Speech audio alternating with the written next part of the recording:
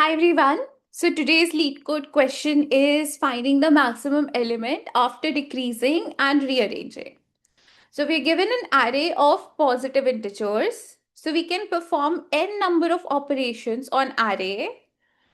But we have these rules. First element should be 1. The absolute difference between any two elements should be at max 1. And we can perform n number of operations any number of times, these two operations any number of times, which is the first operation says that we can decrease the value of any element to a smaller positive number and we can rearrange according to any order we want. So we have to maximize the possible value of an element in array. So let's see, here our first example says that our array is 2 2 1 2 1. So let's say if we arrange it like, if we just swap.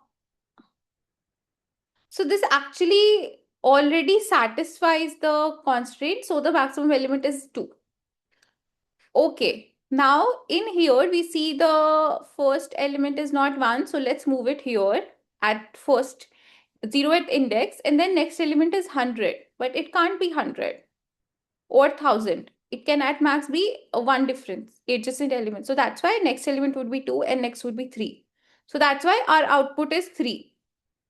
Now in here we see 1, 2, 3, 4, 5. The first element is 1. This array is already sorted.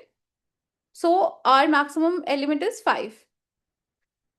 Now here we see that we can see one thing. First element has to be 1. This is a very simple greedy approach problem if we understand the pattern. Let's say if you're given an example, let's say we have 1 as a first array element. And since every array element is a positive integer, so let's say we have a number of elements. So if my first element is 1, at max, my last element can be n. If the two elements can have a maximum difference of 1. So since I want to maximize this n, so that is why our last element would be n. Why? So simply, the algorithm or the intuition behind this is, I have to first let's sort the array. Why sort? Because, when we sort the array, we can maximize the largest element possible. So that is why, and because of the rules. And after that, let's initialize the first element to be 1. And then, let's say I have, I am here. Let's say this is my previous, and this is, let's say, my current. So I can have two cases. First is like my current will be less than previous, or my current would be greater than previous. Any such case, greater than equal to, we can take in any case, equal to case. So let's say my current is actually greater than previous. But if the difference is greater than 1, then what do we need to do? We need to store minimum of current and previous plus 1. Right? So in this case, since the difference is greater than 1, so what will happen is we will store previous plus 1. My minimum of current, let's say my current is already small enough. So that's why minimum of current and previous plus 1. So let's code it, and our last element would be our maximum possible value possible. So let's first sort the array. So we are sorting array, and then what we do is our first element has to be 1. Remember, see, we're looking at the constraint, the array length is at least 1. So we're fine with this line. So now what we are going to do is we are going to iterate until the end of the array elements.